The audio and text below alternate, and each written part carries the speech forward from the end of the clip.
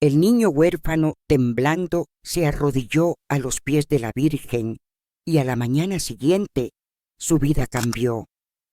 No tenía más de 9 años, su cuerpo delgado parecía una ramita quebradiza que podía ser arrastrada por el viento de la sierra. Nadie en el pueblo recordaba exactamente de dónde había llegado, solo que una madrugada apareció sentado junto a la fuente con la ropa sucia, los pies descalzos y los ojos enormes del color del café oscuro, mirando todo con una mezcla de miedo y esperanza. Lo llamaban Mateo, aunque tal vez ese no era su nombre real, pero él nunca lo corrigió. Mateo vivía en un rincón de San Bartolo de las Lomas, un caserío perdido entre las montañas secas de Guerrero, donde el sol quemaba sin piedad y la lluvia llegaba apenas unas cuantas veces al año. El polvo se levantaba con cada paso, las casas eran de adobe rajado y techos de lámina oxidada, y la vida se sostenía en la fe porque el trabajo y el pan no alcanzaban. La gente sobrevivía como podía con sus animales flacos, sus milpas, que apenas daban maíz, y sus rezos que llenaban los vacíos del estómago. El niño había sido recogido por doña Rosalía, una mujer viuda de cabellos blancos y manos ásperas que vendía hierbas medicinales en el mercado. No era su abuela, pero lo trataba como si lo fuera, porque en aquel pueblo nadie podía dejar a un huérfano sin techo. Sin embargo, Mateo sabía que no era de su sangre y a pesar del cariño, guardaba en silencio esa herida invisible de no pertenecer del todo. Dormía en un catre junto al fogón, con una manta raída que apenas cubría su cuerpo y soñaba muchas noches con una familia que ya no recordaba con claridad, solo figuras borrosas que se desvanecían en su memoria. Cada amanecer, antes de ir al campo o ayudar a Rosalía, el niño pasaba por la iglesia de San Bartolo, un templo viejo con paredes resquebrajadas por el tiempo, donde el yeso se caía a pedazos y las bancas de madera crujían como si rezaran también. La imagen de la Virgen de Guadalupe, aunque gastada por el humo de las velas, seguía de pie en el altar, con su manto azul lleno de polvo de siglos y sus ojos serenos que parecían mirar directamente al corazón de cada quien. Mateo, tímido, se acercaba de rodillas, a veces sin decir palabra, solo dejando un suspiro o un pedacito de pan duro que guardaba desde la noche anterior. Ella me entiende aunque no hable, murmuraba bajito, convencido de que la Virgen escuchaba más allá de las palabras. Los vecinos lo miraban con extrañeza. Algunos lo consideraban un niño raro, demasiado callado, demasiado devoto para su edad.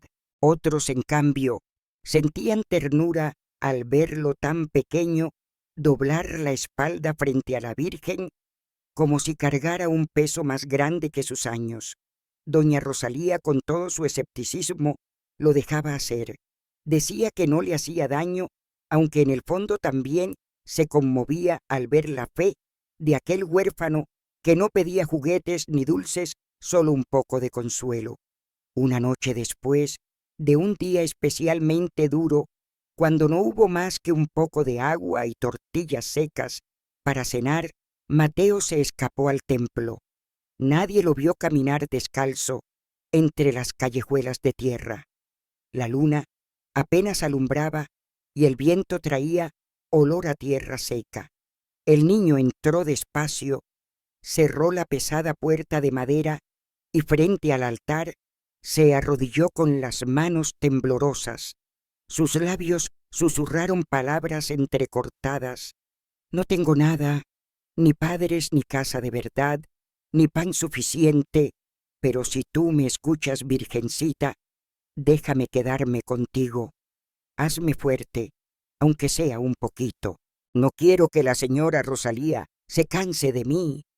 No quiero ser una carga. Solo cuídame aunque sea en sueños. Las lágrimas le corrían por las mejillas sucias.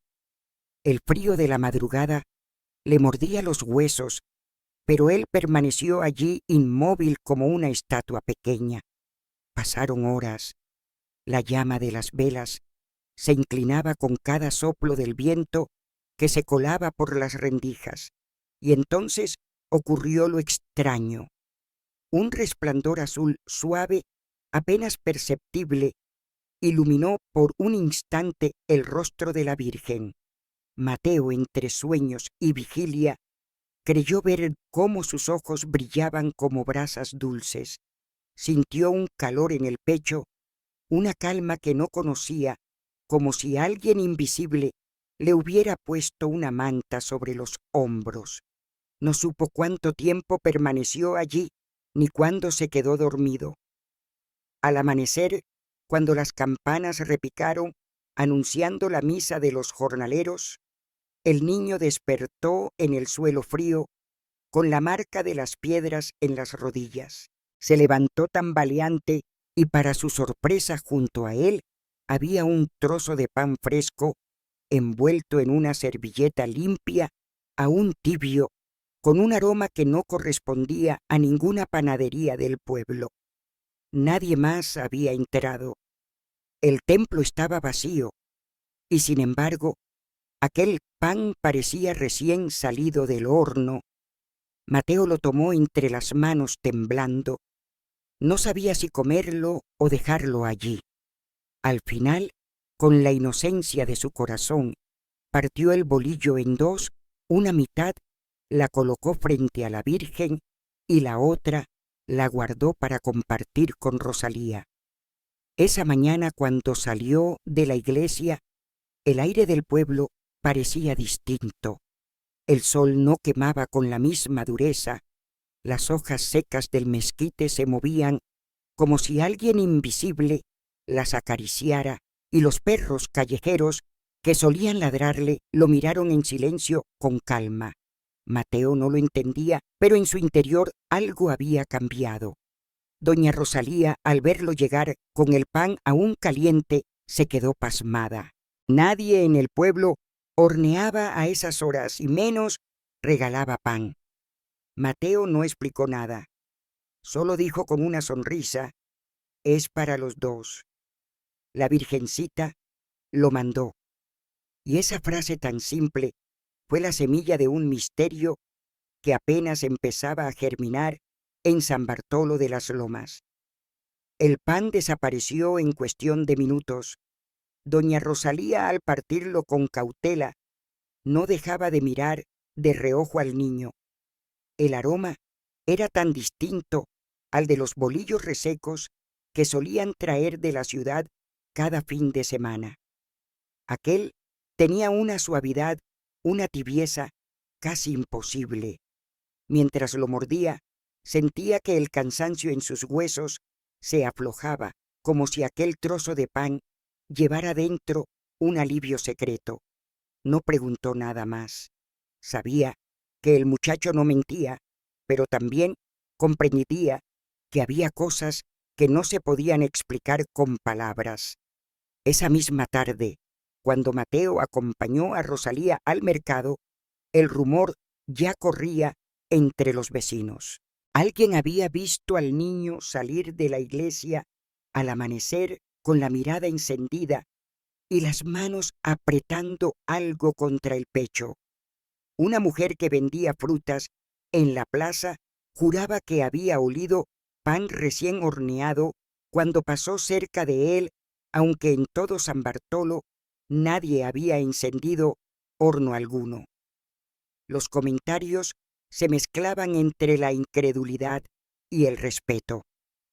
En un pueblo donde cada detalle era observado y cada gesto se comentaba, la figura del huérfano comenzó a adquirir un matiz distinto, envuelto en una bruma de misterio.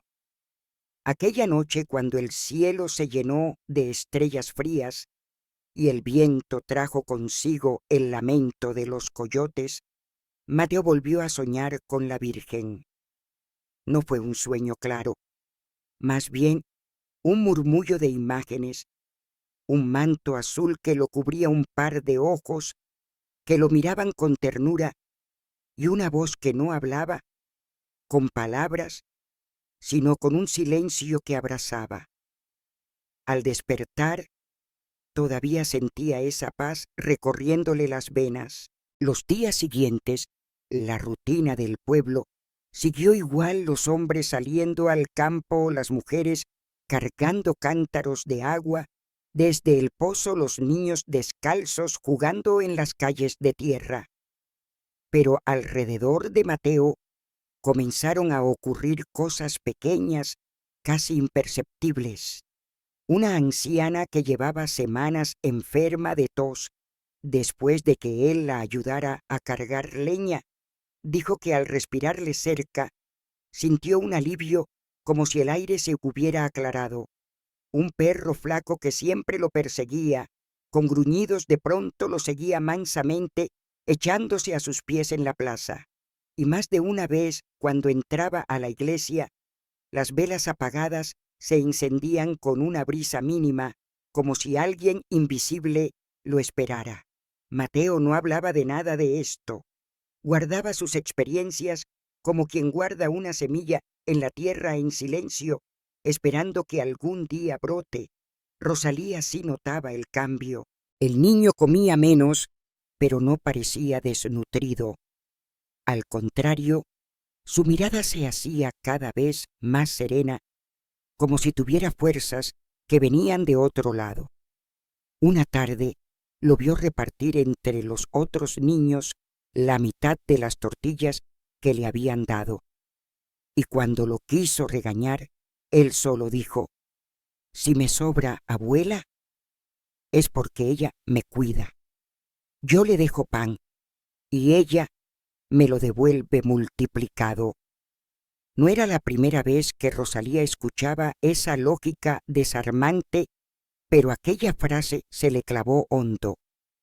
Esa noche, mientras intentaba dormir en su petate, recordó las palabras del cura viejo del pueblo que decía que a veces Dios se asomaba al mundo a través de los más pequeños, porque en ellos no había malicia. El tercer amanecer, después de aquella extraña aparición, algo aún más desconcertante ocurrió.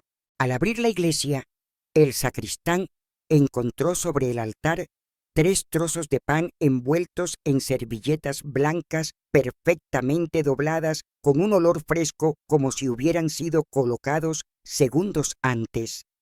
Nadie sabía de dónde habían salido. Los fieles comenzaron a murmurar: ¿sería obra de Mateo o de la Virgen misma? El cura pidió calma, pero en su interior tampoco tenía respuestas. La noticia corrió por las montañas como fuego en pastizal seco. De los pueblos vecinos comenzaron a llegar curiosos, algunos con fe, otros con escepticismo. Querían ver al niño que, según los rumores, tenía comunicación con la Virgen. Mateo se asustaba con tanto murmullo porque él no se consideraba especial, solo repetía con su voz suave: «Yo no hago nada. Ella me escucha y me da lo que necesito. Eso es todo». El pueblo, sin embargo, ya no volvió a ser el mismo. Cada noche, hombres y mujeres comenzaron a dejar pedacitos de pan en la capilla. Unos lo hacían con timidez, otros con lágrimas en los ojos. El altar, antes solitario y descuidado, empezó a llenarse de servilletas dobladas, flores marchitas, pequeños dibujos de niños y hasta monedas para los más necesitados. Era como si el gesto humilde de Mateo hubiera despertado algo dormido en todos. Pero no todo era paz. Entre los murmullos también se levantaron voces duras. Algunos decían que era brujería, que ese niño traía consigo un mal disfrazado de milagro. Otros sospechaban que alguien del mismo pueblo escondido estaba manipulando las cosas para ganar devotos o dinero.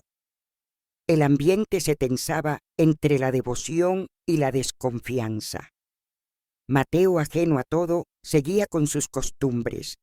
Cada madrugada se arrodillaba frente a la Virgen y dejaba un trocito de pan, aunque fuera duro o pequeño. Para él era suficiente. Y siempre de algún modo el pan regresaba fresco, multiplicado o transformado. Él lo compartía sin dudar, convencido de que la verdadera riqueza estaba en dar, no en guardar. Una tarde, el cielo se cubrió de nubes negras, algo poco común en San Bartolo durante esa época. El aire se volvió pesado y un trueno retumbó en la lejanía. La gente corrió a cubrirse, temiendo una tormenta. En medio del silencio expectante, Mateo se levantó de su banco en la capilla y miró al cielo con los ojos brillantes. No dijo palabra. Solo levantó su pedacito de pan hacia la Virgen. Entonces, contra toda lógica, las nubes se abrieron lentamente, dejando caer una lluvia ligera dulce que refrescó la tierra sin arrasarla.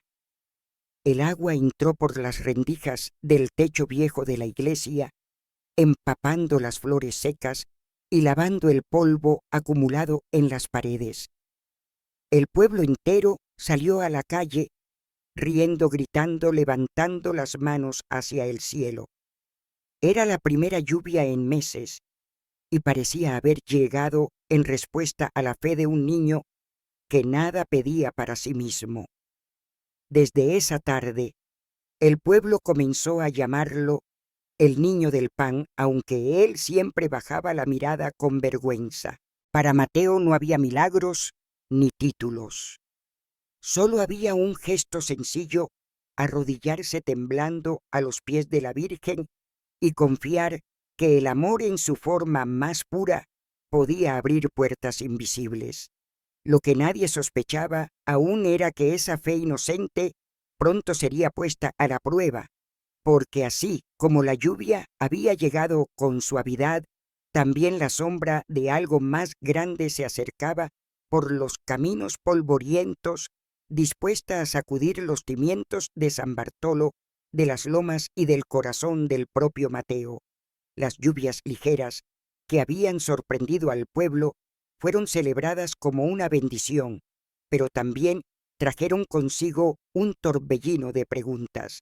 Las casas de adobe, que solían resecarse bajo el sol, olían ahora a tierra mojada, y los surcos abandonados en las milpas comenzaron a brotar tímidamente con verde. Sin embargo, no todos estaban dispuestos a creer que aquello fuera una respuesta del cielo. En la plaza, bajo la sombra retorcida de los mezquites, los hombres se reunían a discutir. Don Esteban, el comerciante más viejo, murmuraba que los milagros no existían, que lo que estaba pasando con el niño no era otra cosa que un engaño bien armado. Otros, como doña Jacinta, insistían en que habían visto la luz azul en la iglesia y que aquello no podía ser obra de humanos.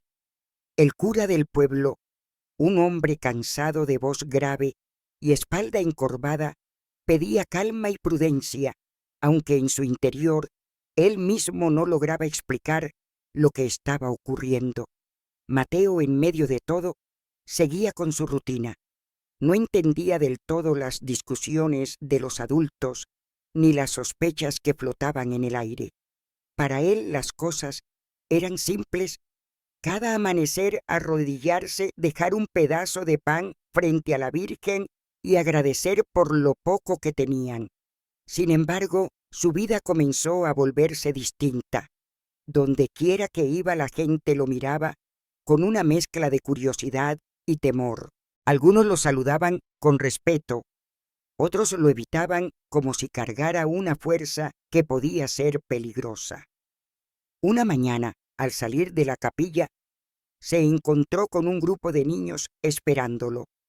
traían consigo flores silvestres y un poco de fruta seca. «Queremos dejarlo contigo», en el altar le dijeron tímidos.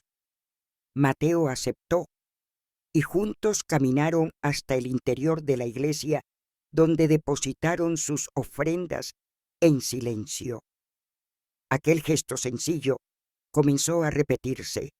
Poco a poco más niños y luego adultos se unieron trayendo lo que podían: pan, maíz, frijol, hasta pequeñas figuras de barro hechas en casa. La capilla, antes casi vacía, se llenaba cada día de señales de fe compartida, pero no todos lo veían con buenos ojos. Una tarde, mientras Mateo ayudaba a Rosalía a cargar hierbas al mercado, un hombre desconocido, venido de un pueblo vecino, lo señaló con voz dura. «Ese niño no trae milagro, trae desgracia. Los demonios también se disfrazan de ángeles». El comentario cayó como piedra en el agua. Varios murmuraron en voz baja, otros se santiguaron y Mateo bajó la cabeza mordiéndose los labios. Rosalía lo defendió con la fuerza de una madre: «No blasfeme, Señor. Este niño solo da lo que tiene y con eso basta».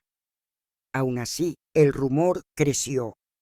Había quienes decían que las lluvias traerían plagas, que el pan no era bendición, sino truco, que tarde o temprano el pueblo pagaría caro por dejarse llevar por un huérfano sin apellido.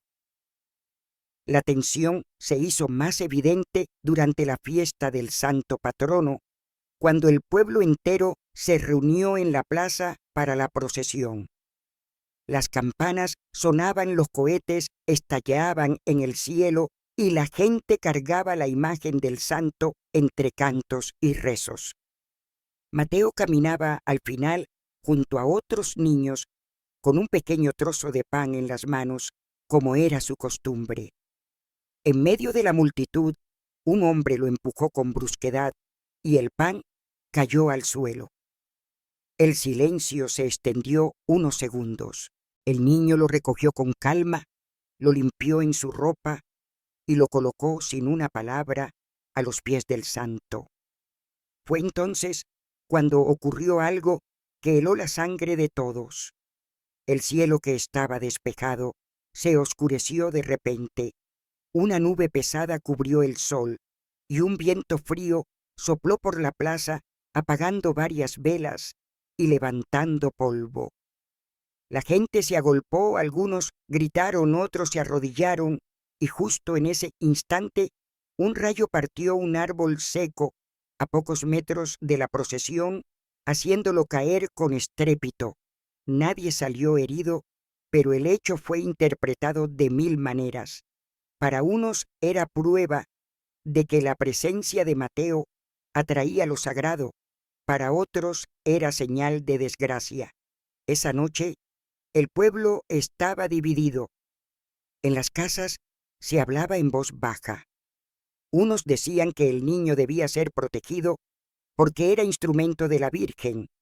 Otros insistían en que había que alejarlo antes de que más calamidades ocurrieran. Mateo, por su parte, se sentía confundido. Se arrodilló como siempre frente al altar temblando y preguntó en silencio: «¿Por qué me miran así, Virgencita? Yo solo quiero dar lo que tengo. No me dejes solo». El resplandor azul volvió a aparecer tenue como respuesta, y en el corazón del niño una certeza que su fe sería probada, que vendrían días difíciles, pero que no debía dejar de compartir el pan. Rosalía lo abrazó con fuerza esa noche, como temiendo que al amanecer ya no lo tuviera consigo. Afuera, el viento seguía soplando con un silbido extraño, como si alguien invisible caminara entre las casas. En San Bartolo de las Lomas nada volvería a ser igual. El pueblo de San Bartolo de las Lomas amaneció distinto tras aquella procesión y aquel rayo que partió el árbol seco. No era solo el miedo, tampoco la euforia, Era un silencio extraño, un aire cargado de preguntas. Los niños jugaban menos en las calles, los adultos conversaban en voz baja y en cada esquina parecía repetirse la misma duda. ¿Era Mateo una bendición o un peligro? Los rumores, como siempre, viajaron más rápido que la verdad. Al poco tiempo comenzaron a llegar forasteros. Primero algunos curiosos de pueblos vecinos que preguntaban por el niño del pan. Luego comerciantes de paso que decían haber oído historias en la ciudad. Y finalmente hombres con cuadernos y chaquetas que tomaban notas como si lo que buscaban no fuera un milagro, sino un escándalo que vender. El primero fue un periodista de Acapulco con sombrero grasiento y sonrisa nerviosa. Se presentó como si viniera a descubrir un tesoro escondido. Caminó por las calles con paso rápido, preguntando a todo aquel que se cruzaba: ¿dónde está el niño? ¿Es cierto lo del pan? ¿De veras llovió? Cuando él levantó las manos. Cada respuesta que escuchaba la anotaba deformada, exagerada, como quien escribe un corrido más que un testimonio. Cuando finalmente habló con Mateo, lo miró como si fuera una rareza de feria y le exigió: dime algo para la gente, hijo, una frase que nadie olvide. Mateo, confundido, apenas se susurró lo de siempre: yo dejo mi pedacito de pan y ella lo devuelve. Eso es todo. El hombre lo miró con fastidio, pero escribió: el niño profeta asegura que multiplica el pan con ayuda del cielo. No tardó en aparecer otro visitante, esta vez enviado por la diócesis.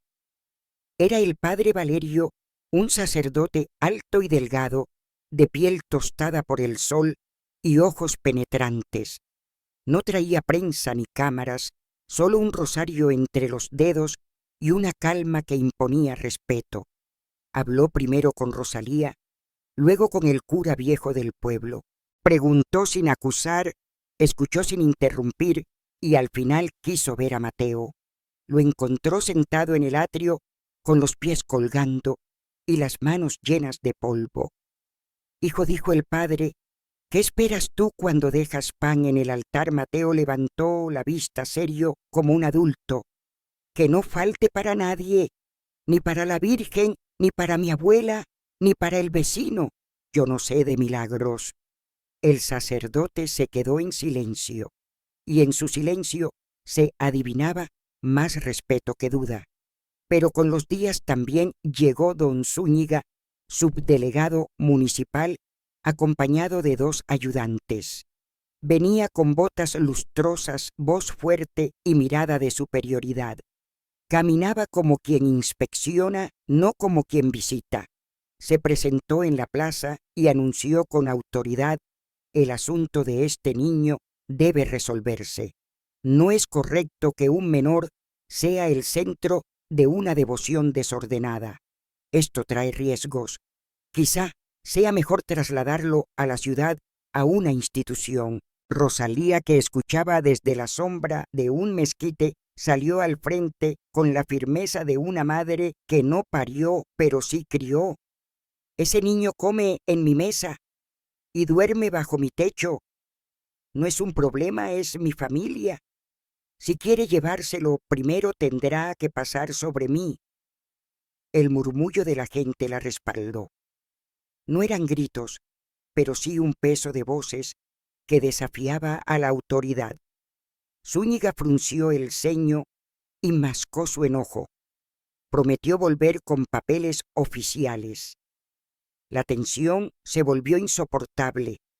Para algunos, Mateo era un regalo divino. Para otros, un motivo de desgracia futura. El padre Valerio propuso una solución para calmar las aguas, una prueba sencilla. No se trataba de poner al niño a exhibirse, sino de observar con respeto lo que sucedía en el altar. Cerraremos la iglesia esta noche, explicó. Nadie entrará. Sellaremos la puerta con cruces de ceniza y esparciremos harina en el piso para que quede marcada cualquier pisada. Si al amanecer aparece pan fresco, entonces que cada quien saque sus conclusiones. El pueblo aceptó entre nervios y expectación. Aquella tarde todos participaron. Colocaron las cruces, cerraron la puerta y extendieron harina como un manto blanco sobre el suelo agrietado del templo. Algunos rezaban en voz alta, otros se persignaban con temor. Mateo, en silencio, observaba la puerta como quien observa el pecho de una madre antes de dormir. La noche cayó espesa. El periodista aguardaba con su cámara lista. Los hombres de Zúñiga rondaban como guardianes incómodos y el cura viejo se quedó sentado frente a la iglesia con la manta en los hombros. Nadie durmió bien. A medianoche las campanas de la iglesia sonaron solas 3 tañidos secos sin manos que tiraran de las cuerdas. Los perros dejaron de ladrar y se echaron al suelo aullando bajo. El viento trajo un olor a pan recién hecho imposible a esas horas. Cuando llegó el amanecer, el pueblo entero se reunió en la plaza. Retiraron las cruces de ceniza, abrieron la puerta y entraron despacio. La harina estaba intacta, ni una sola huella, salvo un círculo limpio justo frente al altar, como si alguien invisible se hubiera detenido allí.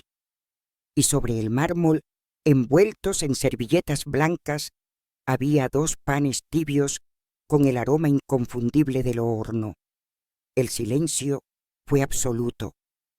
Algunos cayeron de rodillas, otros se taparon la boca, otros lloraron sin entender. El periodista corrió a tomar fotos. Zúñiga anotó con rabia contenida en su libreta y el padre Valerio, con la voz serena, dijo: «Esto no demuestra nada, y lo demuestra todo. Cada quien sabrá qué creer». Rosalía tomó la mano de Mateo con fuerza. El niño, sin decir palabra, partió uno de los panes en pedazos y lo repartió entre los presentes.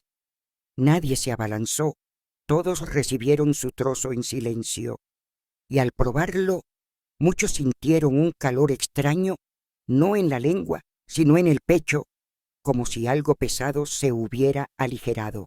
Ese mismo día comenzaron a llegar campesinos de otros pueblos con ofrendas, pan, frijoles, flores.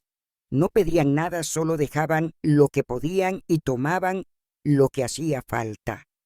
La capilla se transformó en un ir y venir de manos como un río de dádivas pequeñas. Pero don Zúñiga no se detuvo. Con voz seca anunció que en 2 días llegarían autoridades de la capital con documentos para trasladar al niño. La gente murmuró con miedo. El periodista olió un escándalo mayor y el padre Valerio se quedó en el pueblo dispuesto a defender lo que consideraba sagrado. Esa noche Mateo volvió al altar. Se arrodilló temblando como aquella primera vez y dejó un pedacito de pan duro casi simbólico. Susurró entre lágrimas: «Si me llevan, Virgencita, que sea contigo. No me sueltes. Si me dejas quedarme, hazme pan para todos, no piedra para nadie». El resplandor azul iluminó por un instante el rostro de la Virgen, y el niño, aunque seguía temblando, supo que la prueba apenas estaba empezando. El anuncio de don Zúñiga cayó como piedra en el agua. 2 días, solo 2 días para que llegaran las autoridades de la capital con papeles y vehículos. 2 días para decidir si Mateo seguiría en San Bartolo de las Lomas o si se lo llevarían lejos a una casa hogar que nadie conocía, a una ciudad de la que apenas había oído hablar. El pueblo entero quedó dividido. Unos decían que lo mejor era proteger al niño, esconderlo en los cerros hasta que el peligro pasara. Otros opinaban que enfrentarse a las autoridades sería una desgracia mayor que traerían soldados o policías y que el pequeño terminaría sufriendo todavía más. Nadie dormía tranquilo. La plaza se convirtió en un hervidero de discusiones y las cocinas en lugares de conspiración improvisada. Mateo, mientras tanto, parecía ajeno a las disputas.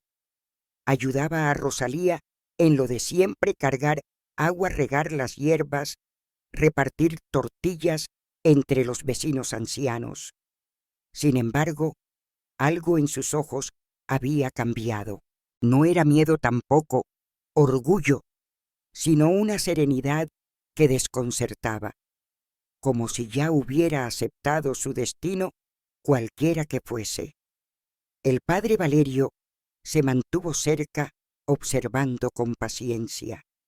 Sabía que el verdadero milagro no estaba en los panes que aparecían en el altar, sino en la transformación que el niño había provocado en el corazón del pueblo. Pero también sabía que la fe es frágil cuando se enfrenta a la fuerza de los papeles oficiales y las amenazas del poder. La víspera de la llegada, la gente comenzó a reunirse en la capilla sin que nadie lo ordenara. Mujeres trajeron flores silvestres, hombres encendieron velas, niños colocaron dibujos frente a la Virgen. Se había formado un círculo de resistencia silenciosa, un pacto no escrito. Si intentaban llevarse al niño, no lo entregarían fácilmente.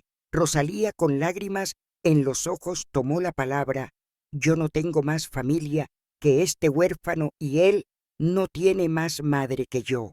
Si alguien quiere arrancarlo de aquí, tendrá que arrancar también nuestras raíces.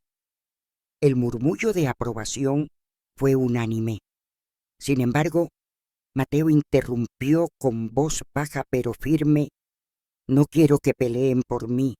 Si me llevan, me llevan, pero si me quedo, será porque ella lo quiere. Nadie supo qué responder. A veces las palabras sencillas de un niño tienen más peso que todos los discursos. Esa noche San Bartolo no durmió. El aire estaba cargado, las estrellas parecían más cercanas, como testigos atentos. Las velas en las casas ardían sin apagarse y en cada puerta había un murmullo de oración. En el templo Mateo volvió a arrodillarse frente a la Virgen. Dejó, como siempre, un pedazo de pan duro y dijo con un hilo de voz: si mañana vienen por mí, que no me falte tu mano. Y si debo quedarme, que sea para servir, no para ser servido. El resplandor azul otra vez envolvió el altar. Nadie más lo vio, solo él, pero bastó para que su corazón se apaciguara. Al amanecer, el polvo del camino anunció la llegada de las autoridades. Eran 3 camionetas polvorientas con hombres de uniforme y rostros duros. Descendió un funcionario de traje claro y corbata torcida, acompañado de 2 asistentes y de don Zúñiga, que sonreía satisfecho. Llevaban carpetas, sellos, firmas. Hablaron con tono seco, como quien dicta sentencia antes de escuchar. El menor será trasladado hoy mismo a un centro de resguardo en la capital. No está en condiciones de permanecer en este pueblo. Es por su seguridad, dijo el funcionario, sin mirar a Mateo, como si hablara de un objeto. El murmullo del pueblo se alzó como oleaje. Nadie gritó, pero la multitud avanzó lentamente, cerrando el paso. Mujeres con rebozos, hombres con sombreros en la mano, niños abrazados a las faldas de sus madres. No había armas, solo cuerpos decididos. Rosalía se adelantó, y extendió los brazos cubriendo al niño con su propio pecho. No se lo llevan, dijo. Este es su hogar. El funcionario trató de imponer autoridad. Sacó papeles, mostró sellos, amenazó con sanciones. Pero las palabras se perdieron en el aire denso de la plaza. Los hombres uniformados miraban con incomodidad. No habían venido a disparar contra campesinos, solo a cumplir órdenes. Y sin embargo la fuerza del pueblo era otra más firme que las leyes escritas en un escritorio lejano. Fue entonces cuando ocurrió lo inesperado. Las campanas de la iglesia comenzaron a sonar por sí solas, 1, 2, 3 veces lentas, solemnes. El aire se llenó de un aroma a pan recién horneado tan intenso que los extraños miraron alrededor buscando el origen, y al abrirse la puerta del templo, todos vieron lo mismo: el altar repleto de servilletas blancas, decenas de panes apilados tibios, desprendiendo vapor como si acabaran de salir de un horno invisible. El funcionario palideció. Sus asistentes retrocedieron. El periodista, que aún rondaba, corrió a tomar fotos, y los soldados se quitaron los sombreros, persignándose en silencio. Nadie se atrevió a cruzar la puerta. Nadie. Mateo dio un paso al frente. Su voz, aunque pequeña, resonó clara en el aire quieto.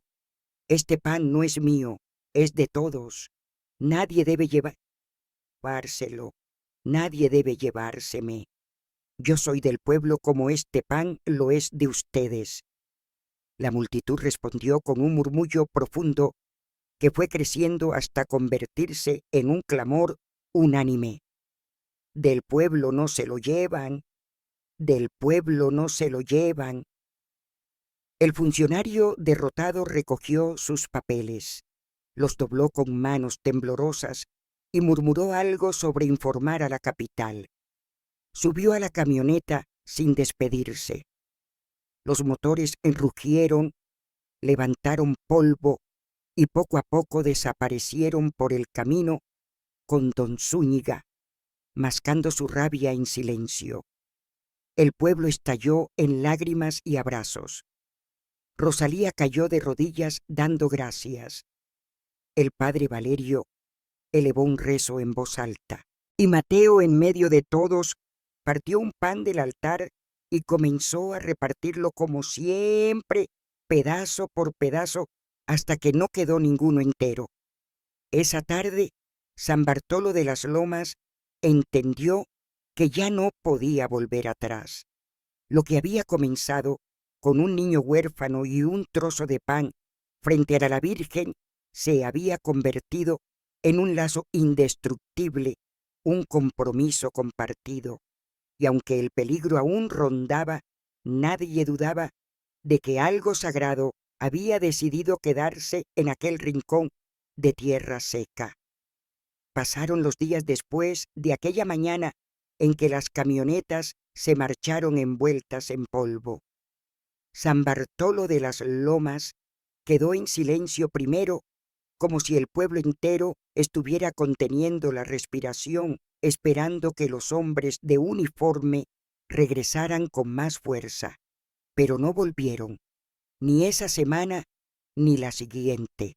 Los vecinos lo atribuyeron a la Virgen, a la fe del niño o al simple miedo de las autoridades frente a lo que habían presenciado. Lo cierto es que el pueblo volvió a sus rutinas, aunque ya nada era igual. La capilla antes olvidada se convirtió en el corazón palpitante de la comunidad.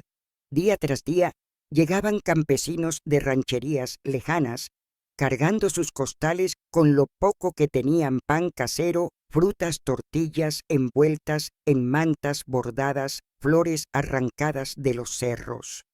El altar del pan se llenaba cada mañana y al final del día siempre quedaba vacío, porque lo que unos dejaban era recogido por otros que lo necesitaban. Nadie preguntaba de dónde venía ni quién lo tomaba. había nacido de un círculo de dar y recibir que nadie había planeado, pero que todos reconocían como un regalo. Mateo seguía siendo el mismo niño callado y sencillo. No buscaba protagonismo, no se consideraba dueño de milagros.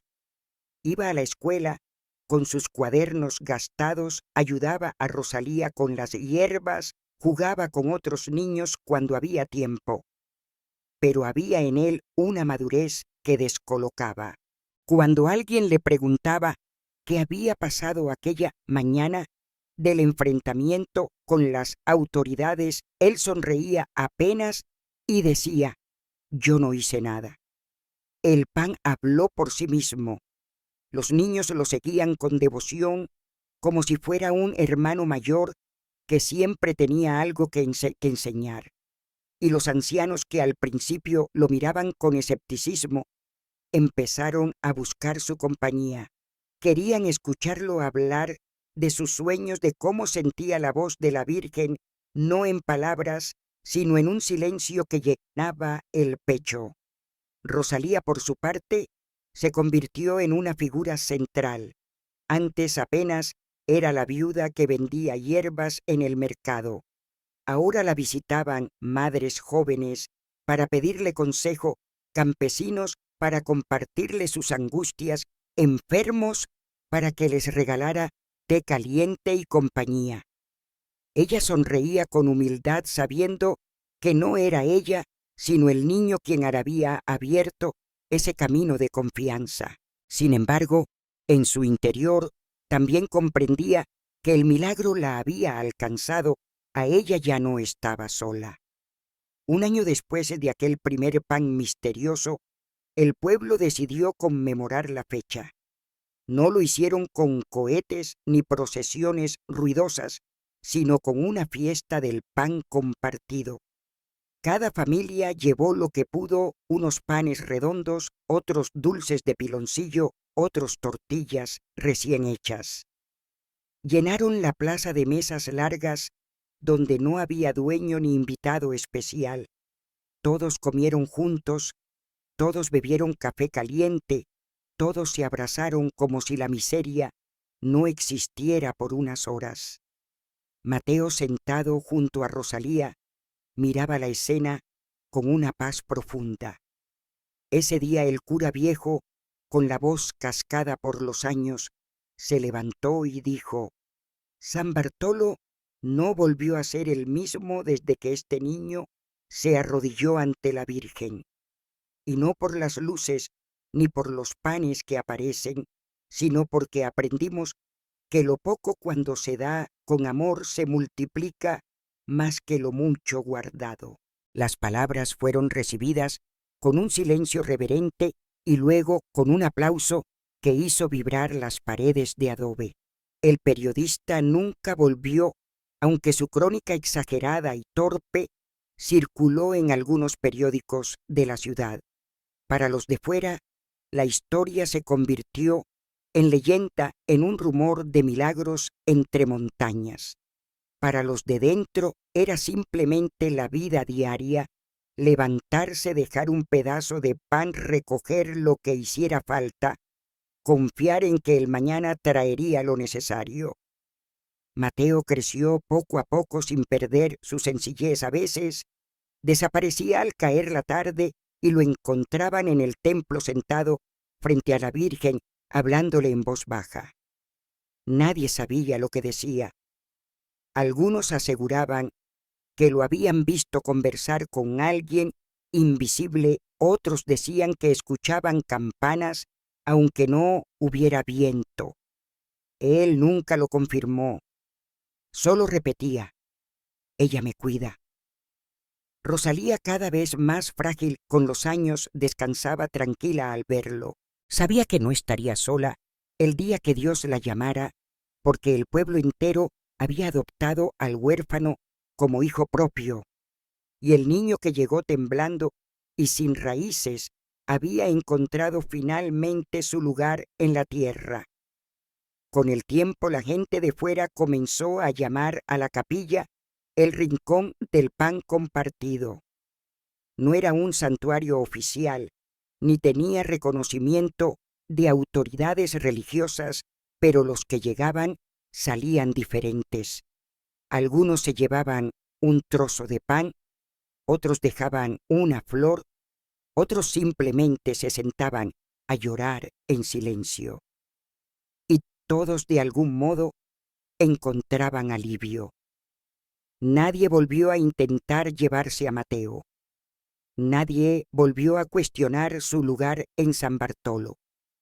Y aunque los rumores se apagaron en los periódicos, en el corazón de la gente quedó sembrada una certeza que no necesitaba pruebas: lo que se da con amor nunca se pierde.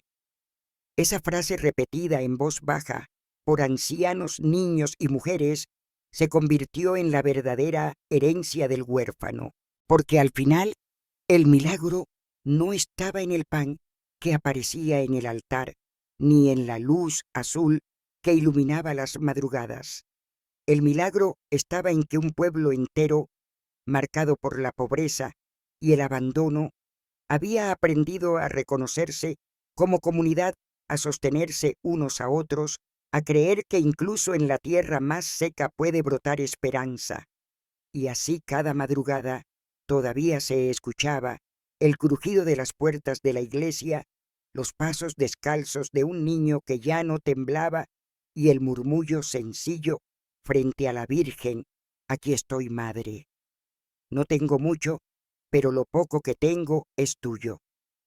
Entonces, como siempre, amanecía distinto en San Bartolo de las Lomas.